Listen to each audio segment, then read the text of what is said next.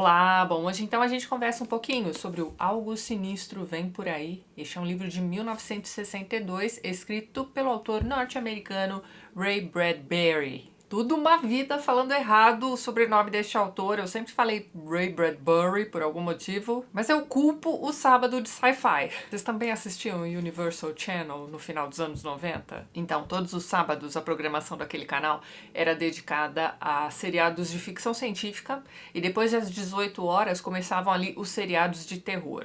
E aí era maravilhoso, né? Você tinha ali, sei lá, Twilight Zone, que na verdade é uma misturinha, né, de ficção científica com terror. Galeria do Terror, Amazing Stories, Alfred Hitchcock Presents, era um atrás do outro, que delícia! Mas ali no meio da programação tinha também um seriado chamado O Teatro de Ray Bradbury, né? Era assim que o locutor pronunciava o sobrenome deste autor. Mas anote aí, o certo é Bradbury, né? A sílaba tônica é o B mesmo, tá? Mas voltando ao Teatro de Ray Bradbury, não vou mentir pra vocês, era o seriado mais chato. Mas então, eu me lembro disso. Eram histórias geralmente baseadas em medos infantis. Então você tinha lá o vizinho esquisito, os pais alienígenas e por aí vai. Mas até aí tudo bem, né? Você poderia fazer episódios muito bons a respeito de pais alienígenas e vizinhos esquisitos, né? O que me leva a crer hoje em dia, né, olhando em retrospecto, que o problema daquele seriado era a produção. Mas na verdade isso do problema daquele seriado ser a produção dele, né, enfim, me veio também na época em que eu li o Fahrenheit 451, que eu achei sensacional. Este livro já tem vídeo aqui no canal, vou deixar o link pra vocês, peço que vocês vejam, porque pelo menos na época em que eu fiz este vídeo, ele era um livro inédito aqui no YouTube. Você sabe, quando eu digo isso, na verdade eu quero dizer que existem 1000 vídeos, né, sobre este livro. E eu me lembro de que praticamente ninguém falou do cerne do livro, né? As pessoas realmente leem aquele livro achando que ele trata, né, de uma sociedade distópica em que pessoas queimam livrinhos e vamos proteger os livrinhos. Não é só isso, o livro é muito mais. Ele é principalmente a respeito de pessoas que se fecham em suas bolhas e ficam brigando entre si enquanto existe uma guerra lá fora. O fato da função dos bombeiros ser queimar os livros ali naquela sociedade distópica é mais ou menos a Olímpia daquele livro.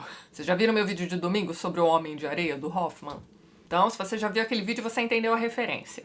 Mas se você não pegou isso, tudo bem, leia de novo, é um livro curto, vai dar certo. Mas então, depois do Fahrenheit 451, eu li também uma coletânea de contos dele, de ficção científica mesmo. Eu não me lembro o título, se tudo der certo vai aparecer a capa do livro aqui. E aí é aquilo, né, coletânea de contos é sempre uma loteria, né, vai ter contos ali dos quais você vai gostar pra caramba, outros você vai achar chatões, enfim. E eu li dele também um livro chamado O Zen e a Arte da Escrita, também gostei pra caramba. Na verdade, este livro é uma coletânea de textos dele a respeito do ato da escrita. Alguns desses contos também têm aquele caráter autobiográfico, né. O livro acaba ficando com uma cara mais ou menos de sobre a escrita do Stephen King. Achei bom também e pensei, ok, preciso ler outros romances deste autor. E aí no ano passado eu ganhei este livrinho de presente. Muito obrigada, Eli. Mas então, este livro na verdade faz parte de uma trilogia meio solta. São livros nostálgicos do autor. Então você tem ali elementos de horror, mas a grande graça é marcar ali fases da vida da criança, do adolescente, do adulto. Neste livro aqui você tem a transição da infância para a adolescência. Segundo informações colhidas, porque eu só li este livro aqui, que é o livro que se destaca, tá? Os demais você praticamente não vê ninguém falando a respeito, mas este livro aqui faz parte principalmente das memórias afetivas de muitos leitores que o leram mais jovens. Mas então, como eu ia dizendo, segundo informações colhidas, ele associa essas fases da vida do homem às estações do ano. Este livro aqui é um livro sobre o outono da vida da pessoa. Premissa interessante, não é mesmo? Mas então, gente, este aqui, em geral, não foi um livro que funcionou para mim. Eu acredito que eu deveria tê-lo lido quando mais jovem. É aquilo que eu falei pra vocês, o pessoal que leu este livro aqui ali na adolescência ou no começo da década de 20 deles, né? Vão falar deste livro aqui com muito amor no coração. Então por isso eu acho que eu deveria tê-lo lido na adolescência. Mas então, este livro aqui é uma mistura de livro infantil e um livro que somente um olhar adulto entenderia determinados aspectos da história. E aí você deve estar pensando, ora, que joia, não? Alice no País das Maravilhas não é assim? E tantos outros clássicos, né, da literatura infantil também? Pois é, você tem razão. Mas me parece que essas histórias infantis não foram escritas com essa intenção. Este livro aqui foi. Então, alguns aspectos técnicos, talvez, deste livro aqui me agradaram muito. Mas o meu problema principal com este livro aqui está no desenvolvimento da história. Essa coisa de que a mágica está em todo lugar, a correria da vida adulta que nos impede de enxergá-la, sabe? Então, me parece que esse é todo o propósito de Walt Disney, não? Hoje em dia, a Disney empresa como um todo segue aquela agenda que acaba afastando, né, quem não quer lição de moral no seu entretenimento. Aquelas pessoas que só querem, né, resgatar a magia da infância ao assistir um longa-metragem animado. E eu nunca estive na Disney World, né? Então me corrijam aí se eu estiver errada. Mas me parece que ao entrar ali, você deixa pra trás, né, todas aquelas preocupações da vida adulta. E ainda por cima resgata a criança livre interior, não é isso? Meu marido mesmo diz que a Disney não foi feita para crianças, né? Foi feita para adultos, né? Ou talvez para crianças de todas as idades. Então, este mundinho aqui, ó, criado aqui neste livro do Bradbury, também tem essa característica. Talvez um pouquinho ao contrário. Você entra aqui neste parque de diversões em que se passa boa parte da história e sai adulto. E o adulto que entra neste parque aqui deveria voltar a ser criança. Mas este parque de diversões aqui meio que não te proporciona isso, não. Este parque do Algo Sinistro Vem Por Aí é um lugar altamente estressante. São problemas atrás de problemas, perigos o tempo todo, provas pelas quais as crianças precisam passar. E os vilões desta história, que são os organizadores deste parque, ao voltar à infância, ou seja, uma fase vulnerável da vida, né, são destruídos ali. E aí eu me lembrei também de mais um episódio de Twilight Zone mais moderno. Deve ter sido, sei lá, a temporada dos anos 2000 ali, com aquela atriz Katherine Heigl, em que ela é a babá do bebê Hitler. E aí ela passa o episódio inteiro naquele dilema terrível, né? Eu sei o que este bebê vai fazer na vida adulta, mas agora ele é um bebê. É um episódio inteiro, praticamente, de hesitação por parte da babá. É suspense o tempo todo. Você fica esperando a decisão dela. Até que ela toma a decisão, mas o destino é inexorável. Então, aqui neste livro, você não tem essa hesitação. E calma que eu vou ser bem escorregadia aqui com relação ao final deste livro. No final do livro, você ainda tem aquela constatação de que, ok, estes vilões aqui foram vencidos, mas outros virão.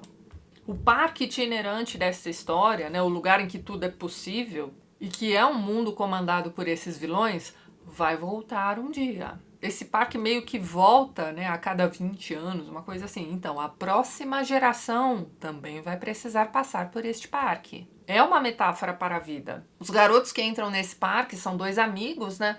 Os garotos nasceram praticamente no mesmo dia, né? Na virada ali do dia 30 para o dia 31 de outubro. Os dois têm 13 anos de idade, o aniversário está se aproximando, né? Então, assim, aquele parque faz parte de um ritual de passagem.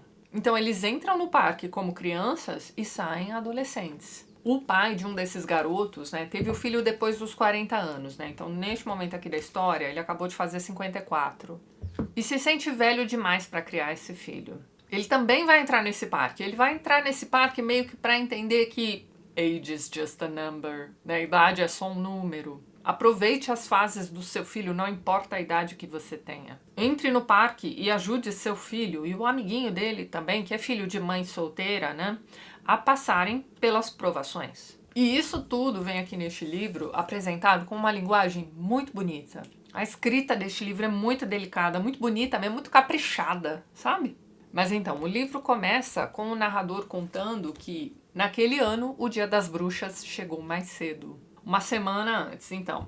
Os garotos estão brincando na rua quando chega um vendedor de para-raios. E ele diz que uma tempestade terrível está se aproximando, né? Só que, sei lá, tá um dia lindo lá fora, né? Tem uma nuvem no céu. E ele diz também que a casa de um dos dois garotos vai ser atingida por um raio, vai pegar fogo, vai ser destruída. Então, depois de uma longa conversa, esse cara deixa um para-raio ali com aqueles meninos. E aí é o seguinte... O garoto que vive só com a mãe naquela casa, que vai ser atingida pelo raio, tá meio empacado na vida. É o adolescente do tanto faz. Se você não foi um adolescente tanto faz, você provavelmente deve ter algum conhecido, né, ou alguns conhecidos que eram assim. Então tá, esse garoto tá meio, tá, vai cair um raio ali na minha casa, tanto faz. Mas o outro não. O outro tá preocupadíssimo, então ele mesmo vai buscar a escada, ele mesmo vai instalar o para-raio ali no topo da casa do amigo. E aí tem duas coisas pra gente perceber aqui neste livro. Bem, o valor da amizade, né? Os dois garotos que se complementam e que se ajudam. Isso vai ser trabalhado aqui neste livro. E você tem também essa questão de que a tempestade está chegando. E uma tempestade em Shakespeare é sempre um ponto de virada. Pessoas vão morrer, outras vão parar em ilhas desertas, ou não tão desertas assim, habitadas por bruxas e magos terríveis. Outras vão se perder de seus irmãos. E por que a gente precisa ter isso em mente? Porque o título deste livro vem de um trechinho de uma peça do Shakespeare, mais precisamente de Macbeth. Já tem vídeo aqui no canal, vai ter link na descrição do vídeo. Mas então, tem um momento naquela peça em que bruxas terríveis, assustadoras mesmo, vão profetizar algo de terrível que Macbeth vai fazer para conseguir o que ele quer. Ele é um cara que almeja posições de poder, né? E em meio à fala das bruxas, né, elas vão dizer isso aqui para ele, né? Something wicked this way comes. Ou seja, algo sinistro vem por aí. É preciso ler Shakespeare antes de ler o Algo Sinistro Vem Por Aí? Não. Continuando. Os garotos vão ver ali naquele dia também o anúncio da chegada de um parque itinerante. Então não é só um circo, né? Um circo...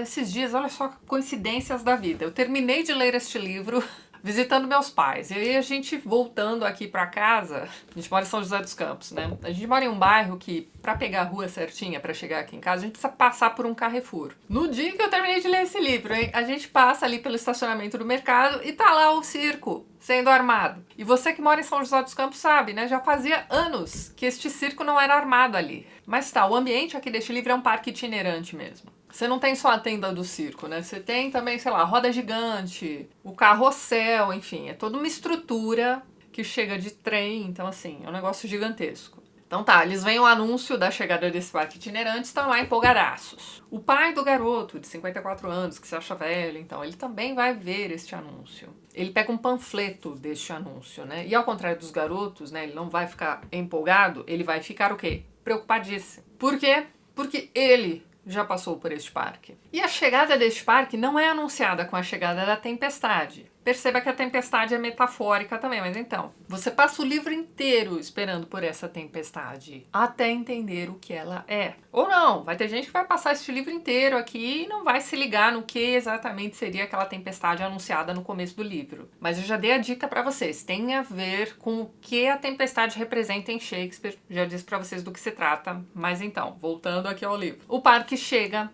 se instala, os garotos entram. E aí, cada brinquedo do parque, praticamente, será ali, na verdade, uma prova pela qual esses garotos precisam passar. Eles não são os únicos personagens dessa cidade que vão entrar neste parque, né? Você vai ter outros moradores também. E você tem a presença dos vilões, né? Que são ali os organizadores desse parque também. Eles estão por todos os lugares. Os adultos que andam de carrossel, por exemplo, e aí você tem um carrossel todo sinistro, porque é um carrossel que gira ao contrário. E ao subir naquele carrossel, você volta no tempo. Então, o tempo dentro deste parque é diferente. Então, você tem elementos de terror aqui espalhados por esse parque todo, mas não é nada assustador. Este não é um livro de terror. Este livro ficou mais, para mim, marcado, né, como um livro infantil, ou no máximo infanto-juvenil, do que como um livro de terror mesmo. Mas assim, a única parte deste livro que eu achei que foi descrita de um jeito bastante medonho mesmo, foi a aparição da bruxa. Então, todo parque tem uma bruxa, não é mesmo? Um equivalente como, por exemplo, uma cartomante, né? Alguém que prevê o futuro, na bola de cristal, esse tipo de coisa. Bem, então. E dado o título do livro, né? Sabendo de que peça e de que contexto esta frase foi tirada, a gente já meio que espera uma bruxa terrível aqui nessa história. Então isso o autor vai te entregar. Mas então, o pai do garoto, que trabalha na biblioteca local fazendo faxina, né? Mas assim, ele conhece todos aqueles livros. Os garotos entram nessa biblioteca, que é um ponto de encontro, é um lugar onde eles vão pra, sei lá, pesquisar sobre a história deste parque, então. Mas normalmente os garotos também frequentam a biblioteca. Bem, de volta ao pai que faxina ali a biblioteca, mas que também conhece todos os livros. Este pai está equipado para ajudar estes garotos, né? Com sua experiência de vida, com sua idade avançada, entre aspas, e também por conhecer tantas histórias. Mas é aqui, ó, é nesta sequência de provas pelas quais as crianças e o adulto também vão precisar passar dentro daquele parque, que ficam repetitivas e que não acabam nunca. Um livro de 250 páginas, né? Se é um livro curto, né? Acaba parecendo ter 1000 páginas. Então, foi por conta dessas provas repetitivas dentro do parque que o livro me perdeu. É um livro repleto de qualidades, mas é no desenvolvimento dessas provas repetitivas, cansativas, é o meinho do enredo mesmo que eu achei bastante problemático. Resumindo, achei o desenvolvimento deste livro arrastado e chato. Depois que você já pega a metáfora, você já entende o que é que está acontecendo com aquelas crianças ali dentro, né? O que é que elas precisam aprender ali dentro. O pai também. Mas veja bem, este é um livro que eu recomendo, principalmente se você for mais jovem. Eu acho que você vai aproveitar bem mais este livro do que eu. Os primeiros 10 capítulos deste livro, por exemplo, são belíssimos, são ótimos. Mas a aventura de sessão da tarde no parque não funcionou pra mim. Eles passam vários dias indo a esse parque, voltando pra casa e tudo mais. Então, assim, existem algumas conversas que eles terão com a mãe ou com o pai, que são bacanas. Mas dali, sei lá, 2 parágrafos eles voltam pro parque. Aí tem outra... deixa pra lá, vocês já entenderam. Vou dar aqui uns exemplos de uma passagem que eu achei bem bonita. Ó, tá na página 126. Este é o pai conversando com o filho, né? Então, aprenda uma coisa. Às vezes, o homem que parece ser o mais feliz da cidade, aquele com o maior sorriso, é o que carrega o maior fardo de pecados. Existem sorrisos e sorrisos, e é bom você aprender a distinguir os alegres dos sinistros. O falador, o sujeito que vive dando gargalhadas, metade do tempo está fingindo. Ele se divertiu e se sente culpado, porque os homens adoram pecar. Ah, como gostam, não duvide, de todos os modos, formas, tamanhos, cores e cheiros. Às vezes é o colchão e não a mesa o que mais se adapta aos nossos apetites. Escute um homem elogiando os outros em voz alta e veja se ele não acabou de sair do chiqueiro. E por outro lado, aquele sujeito pálido, de aparência infeliz, que passa todo reservado, parecendo cheio de culpa e pecado, frequentemente é um homem bom com B maiúsculo. Porque ser bom é uma atividade terrível. Os homens se esgotam com ela e às vezes se quebram. Já conheci alguns assim. Você trabalha o dobro para ser um fazendeiro do que para ser seu porco. E acho que a tensão de tentar fazer o bem pode rachar uma parede de noite. Um homem com altos padrões de conduta se esforçará tanto para mantê-los que poderá acabar doente. Ele não se desculpa, não perdoa a si mesmo se sair um pouquinho da retidão. Ah, mas seria bom se você pudesse ser bom, agir bem, sem pensar nisso o tempo todo. Mas é difícil, não é? Vou dar um exemplo de um trecho que eu achei bem legal aqui, né? Então, num dado momento, eles vão se dar conta de que aquele parque volta à cidade a cada mais ou menos 20 anos, né? Como eu tinha dito pra vocês. Então, eles vão até a biblioteca para ler sobre este parque, né? E eles vão encontrar anúncios muito antigos desse parque itinerante, né? De 1860, né? Enfim. E eles notam, né? O pai também tá junto, que este parque itinerante sempre chega na cidade no outono. E aí, automaticamente, ele se lembra de um sermão. Ele diz aqui, ó, um velho texto religioso de um pastor chamado Newgate Phillips. E aí ele se lembra do que esse pastor havia escrito, né? Olha só. Para alguns, o outono chega cedo e fica até mais tarde, através de uma vida em que outubro se segue a setembro e novembro toca outubro, e então no lugar de dezembro e do nascimento de Cristo não há estrela de Belém, nem alegria. Mas setembro chega de novo, e depois o velho outubro, e assim ao longo dos anos, sem inverno, primavera ou verão revigorante. Para esses seres, o outono é a estação normal, o único clima que eles conhecem sem nenhuma outra escolha. E de onde eles vêm? Da poeira. E para onde vão? Para a sepultura. Será que o sangue corre em suas veias? Não, o que corre é o vento noturno. E o que se mexe dentro de suas cabeças? O verme. O que fala por suas bocas? A rã. O que vê através de seus olhos? A serpente. O que se escuta através de seus ouvidos? O abismo entre as estrelas. E aí vem a conclusão, olha só. Eles vasculham a tempestade humana em busca de almas. Marquem esse trecho, ó. Comem as substâncias da razão, enchem as tumbas com pecadores. E eles avançam, rastejando como besouros, infiltrando-se, fazendo todas as luas ficarem sombrias e toldando todas as águas claras. A teia de aranha os percebe, treme e se rompe. Assim são as pessoas do outono. Tenha cuidado com elas.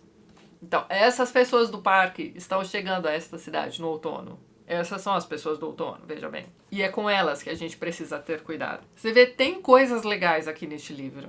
E tem uma adaptação para o cinema também com este mesmo título, né? Algo Sinistro Vem Por Aí, feita pelos estúdios Disney. Como não poderia deixar de ser, não é mesmo? Mas não, eu não vi esse filme, eu pelo menos não me lembro de tê-lo visto. Eu vi apenas o trailer, né? Que você encontra aqui no YouTube, eu vou deixar na descrição do vídeo também. O curioso é que o pai do garoto do livro, né? No filme parece ter, sei lá, 80 anos. E não, vendo o trailer eu também não fiquei com vontade de ver o filme. O livro já está bom pra mim, mas de qualquer forma fica a dica aí pra vocês. E reforço aqui a recomendação do livro para quem gosta desse tipo de história. Volto a dizer, talvez se eu fosse mais jovem, eu teria lido este livro e aproveitado muito mais. Eu vou deixar um link na descrição também de uma resenha de um canal chamado Mike's Reviews. É um canal em inglês, mas este vídeo especificamente também tem legenda em português. E ele ama este livro. Então é bom pra vocês terem uma ideia aí de duas opiniões bem diferentes, né? Na verdade, é aquilo que eu falei pra vocês. Gostei de diversos aspectos, realmente é o desenvolvimento da aventura aqui, né? Das altas aventuras dos garotos no parque aqui que não me pegaram. Mas tá, pessoal, eu vou ficando por aqui. Antes de encerrar este vídeo, gostaria de mais uma vez agradecer a todos os apoiadores do canal. Vocês estão vendo os nomes deles aqui ao lado e na descrição do vídeo você também encontra os links para os perfis literários do pessoal que apoia o TLT e que também produz conteúdo sobre livros aqui no YouTube e no Instagram também. Caso você também queira se tornar o apoiador do canal, já deixo aqui meu muito obrigada de coração. Dê uma olhadinha no primeiro link que eu vou deixar na descrição deste vídeo. E é isso então. A gente se vê nos próximos vídeos do canal. Um beijo grande e até mais!